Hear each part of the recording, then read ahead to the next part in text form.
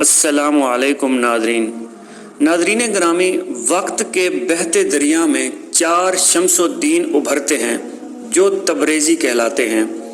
پہلے شمس الدین تبریزی مولانا روم کے استاد ہیں جن کا مزار کونیا میں ہے۔ دوسرے شمس الدین تبریزی در حقیقت شمس الدین عراقی ہیں جن کا مقبرہ کشمیر میں ہے، جبکہ تیسرے شمس الدین تبریزی اصل میں شمس الدین سبزواری ہیں جن کا مزار ملتان میں ہے۔ چوتھے شمس الدین سبزواری جو کہ شاہ شمس سبزواری ملتان کی اولاد سے ہیں، ان کا مزار الہ آباد بہارت میں ہے۔ لوگ اس حوالے سے خاصے حیران و پریشان ہوتے ہیں کہ اصل شاہ شمس تبریز کون ہیں۔ اہل علم جانتے ہیں کہ اصل شاہ شمس تبریز مولانا روم کے استاد ہی تھے، جبکہ ملتان والے سید شمس الدین شاہ شمس سبزواری ہیں۔ آپ کا شجرہ نسب چند پشتوں کے بعد امام جعفر صادق سے جا ملتا ہے۔ آپ صوبہ خراسان کی بستی سبزوار میں 560 ہجری میں پیدا ہوئے۔ والد سید صلاح الدین گرم کپڑوں کا کاروبار کرتے تھے اور عالم فاضل اور دیندار مبلغ تھے۔ فاطمیوں کے نقیب خاموشی کے ساتھ عالم اسلام میں پھیلائے گئے، اس لیے سید صلاح الدین کا خاندان کسی دائی کے ساتھ سبزوار آیا یہ پتہ نہیں چلتا۔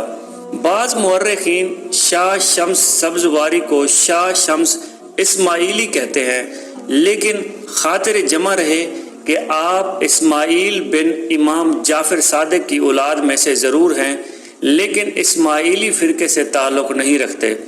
سید صلاح الدین کا انتقال 665 ہجری میں ہوا۔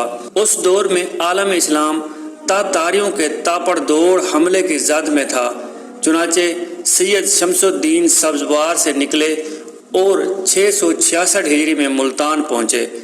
ملتان میں اس وقت حضرت بہاؤالدین زکریا کی ولایت تھی۔ کہتے ہیں کہ بہاؤالدین زکریا نے آپ کے آنے کی خبر پائی تو دودھ کا پیالہ لباب بھیجا۔ مطلب یہ تھا کہ یہاں اہل اللہ کی بھیڑ بھاڑ ہے، تمہاری گنجائش نہیں۔ حضرت شاہ شمس الدین نے پیالہ بھرے دودھ پر گلاب کا پھول رکھ کر واپس بھیج دیا، یعنی اپنی گنجائش کا جواز دکھا دیا۔ اسی طرح ایک قصہ لال شہباز قلندر سے بھی منسوب ہے کہ سیون کے عالموں نے بھی ایسا ہی کیا تھا۔ اب یہ تصدیق نہیں کی جا سکتی کہ ایسا شاہ شمس کے ساتھ ہوا تھا یا لال شہباز قلندر کے ساتھ۔ حضرت بہاؤالدین زکریا ملتانی کے پوتے سے شاہ شمس الدین کے گہرے روابط تھے۔ انہیں رکن الدین و عالم کا خطاب شاہ شمس نے ہی عطا کیا تھا، جو بعد ازاں شاہ رکن عالم بن گیا۔ ایک اور روایت کے مطابق آپ سبزوار سے ملتان آنے سے پہلے بغداد گئے تھے، جہاں آپ کی تعلیمات اور عقائد کی وجہ سے آپ کی کھال کھینچ لی گئی تھی۔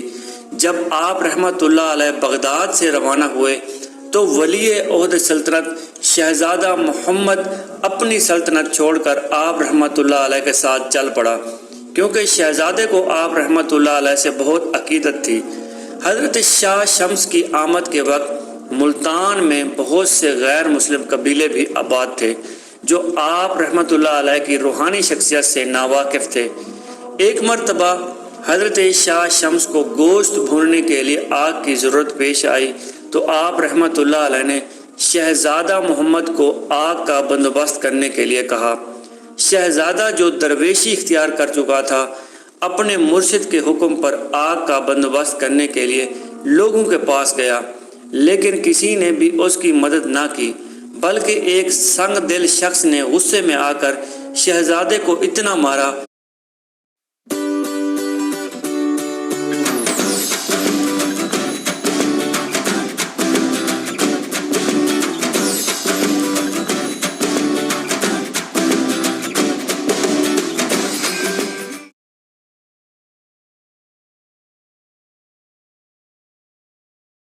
کہ اس کے چہرے پر زخموں کے نشان ابھر آئے۔ زخمی شہزادہ حضرت شاہ شمس کے پاس واپس پہنچا اور تمام ماجرا بیان کر دیا۔ اس کی حالت دیکھ کر حضرت شاہ شمس جلال میں آ گئے۔ آپ رحمت اللہ علیہ گوشت کا ٹکڑا پکڑے غصے کی حالت میں اپنی خانقاہ سے نکلے اور سورج کو مخاطب کرتے ہوئے فرمایا، تپش بکن، تو بھی شمس ہے اور میں بھی شمس ہوں، اس گوشت کے ٹکڑے کو میرے لیے بھون دے۔ آپ رحمت اللہ علیہ کا اتنا کہنا تھا کہ سورج سوا نیزے پر آ گیا اور گوشت کا ٹکڑا بھن گیا۔ سورج کی اس شدید تپش سے لوگ چیخ اٹھے، پورا شہر آگ کی بھٹی بن گیا۔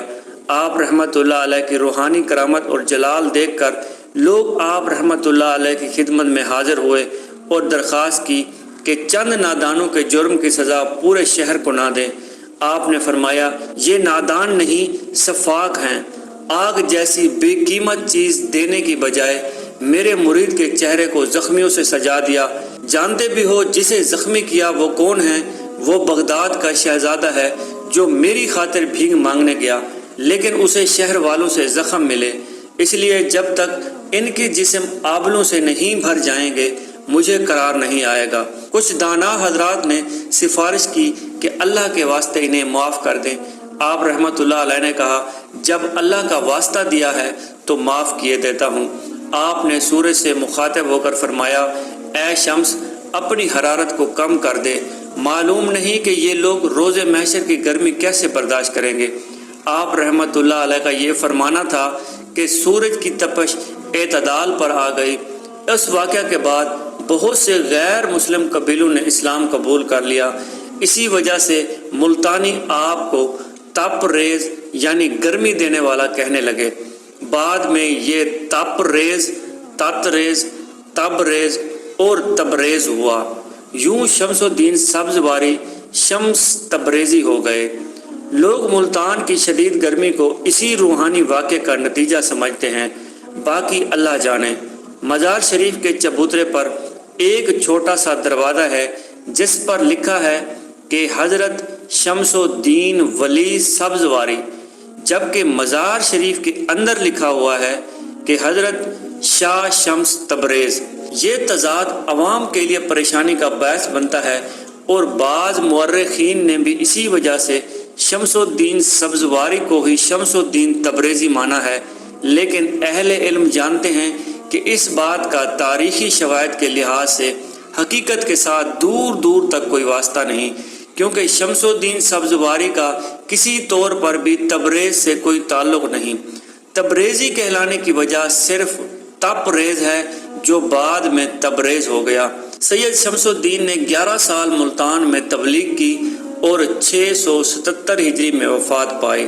حجرہ کے قریب سپرد خاک کیا گیا۔ قبر پر مقبرہ آپ کے پوتے سید صدر الدین نے تعمیر کرایا۔ سیٹھ مہر الدین نے عالی شان مقبرہ تعمیر کرایا، لیکن رنجیت سنگھ کے دور میں سکھ گورنر ساون مل نے مسجد اور مقبرہ مسلمانوں سے چھین کر گردوارہ بنایا۔ مسجد گرنیتی کی جائے رہائش تھی۔ رنجیت سنگھ کے مرنے کے بعد بھی مقبرہ بدستور گردوارہ رہا۔ کہا جاتا ہے کہ سارے سکھ شاہی دور میں ملتان میں اذان سنائی نہیں دی۔ نماز پنجگانہ کے علاوہ عیدین کی نمازوں میں بھی مکمل پابندی تھی۔ انگریزوں کے ملتان پر قبضے کے بعد 1850 میں مقبرہ اور مسجد مسلمانوں کو دے دی گئی۔ آپ کی درگاہ عالیہ میں امام بارگاہ بھی موجود ہے، جہاں قدیمی عرصے سے مجالس امام حسین کا اہتمام ہوتا ہے، جبکہ بعض مورخین نے شاہ شمس سبزواری کو ملتان کی سرزمین پر عزاداری کا آغاز کرنے والا بھی درج کیا ہے۔ واللہ عالم و رسول عالم، اللہ اور اللہ کے رسول بہتر جانتے ہیں۔ اللہ تعالیٰ اولیاء اللہ کے صدقے ہم سب کی مغفرت فرمائے اور ہمارے ایمان کو سلامت رکھے۔